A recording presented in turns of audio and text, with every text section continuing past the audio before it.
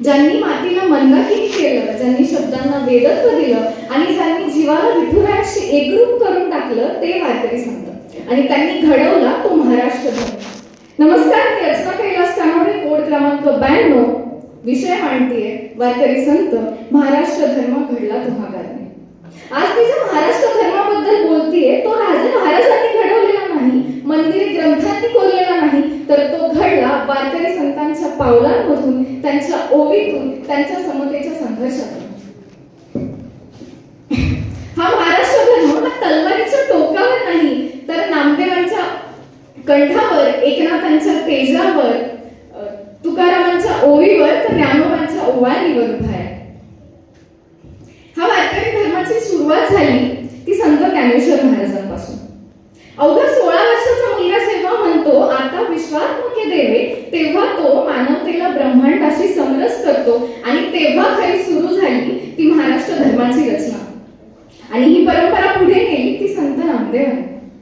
अवघा रंग एक झाला असं म्हणत समाजातील भेद मिटवतात ते संत नामदेव. माणसाच्या शरीरात देव असतो असं जेव्हा त्यांनी सांगितलं तेव्हा तो महाराष्ट्र धर्माचा सर्वात मोठा क्रांतीसूत्र ठरला. जे काय रंजले गांजले त्यासी म्हणे तो आपुले, तोची साधू ओळखावा देव तेथेची जाणावा. ह्या ओळीने महाराष्ट्र धर्माचा कणा तयार झाला आणि तो कणा ज्यांनी तयार केला ते संत श्रेष्ठ, थोर संत व समाज सुधारक संत तुकाराम महाराज. त्यांच्या ओवीमध्ये फक्त भक्ती नाही तर त्यांच्या ओवीमध्ये बंड आहे, त्यांच्या ओवीमध्ये धर्मनिर्माण. आणि हाच महाराष्ट्राचा धर्मनिर्माण हा धगधगणाऱ्या परिवर्तनात बदलला तो म्हणजे संत एकनाथ महाराज. त्यांनी दलितांना मान दिला, त्यांनी अस्पृश्यता मोडून काढली आणि त्यांनी समाजाला शुद्ध केलं. आज आपण सगळे जातीय दंगलींच्या या जगात जगतोय, तर त्यावेळी संत एकनाथांनी एका मुस्लिम मुलाला हातात घेऊन म्हटलं जिथे प्रेम आहे तिथेच देव आहे. आणि त्यावेळी खरं महाराष्ट्र धर्माने सहिष्णुता नाही तर स्वीकृती शिकवली. इथे कुणाबद्दल किती बोलावं आणि कसं बोलावं, अनेक संतांचं योगदान आहे आणि त्यात स्त्रिया देखील मागे राहिल्या नाही बरं. आणि आजच्या जगात स्त्रीवाद हा शब्द ट्रेंडिंग देखील आहे. पण हा स्त्रीवाद फक्त आधुनिकच का? तर नाही.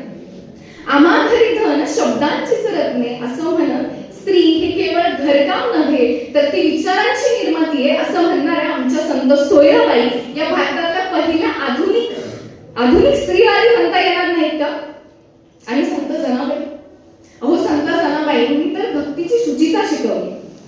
एक स्त्री त्यात शूद्र म्हणून समाजाने त्यांचे सर्वच दरवाजे बंद केले, पण त्याच समाजाला महिला सशक्तीकरणाचा धडा देत संत जनाबाई म्हणतात कांदा लसूण कुटता कुटता पांडुरंग मिटला. याचा अर्थ त्या सांगतात की तुम्हाला भक्ती करायला मंच लागत नाही तर तुमचं मन लागलं की झालं. असेच अनेक संत आहेत पण आपल्याकडे वेळेचा अभाव आहे. माळीयाच्या शेतीत हरी पिकतो रे असं म्हणत भक्ती म्हणजे श्रमात आहे, हरी म्हणजे श्रमात आहे असं सांगणारे संत सावतामाळी, महाराष्ट्राचा नैतिक शिरोमणी ठरलेले संत चोखामेळा, संत नरहरी सोनार, संत गाडगे बाबा या सगळ्यांनाच आपल्याला विसरून चालणार नाही. खरं तर ही महाराष्ट्राची संत परंपरा म्हणजे एक चालतं बोलतं विद्यापीठ. ही वारी परंपरा म्हणजे सामूहिक मनोविज्ञान आणि आपली पंढरी म्हणजे आंतरधर्मीय समेट स्थान.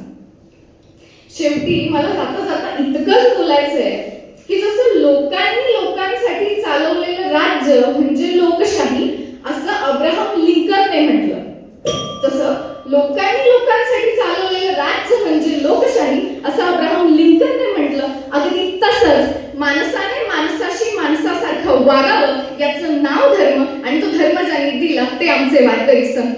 धन्यवाद.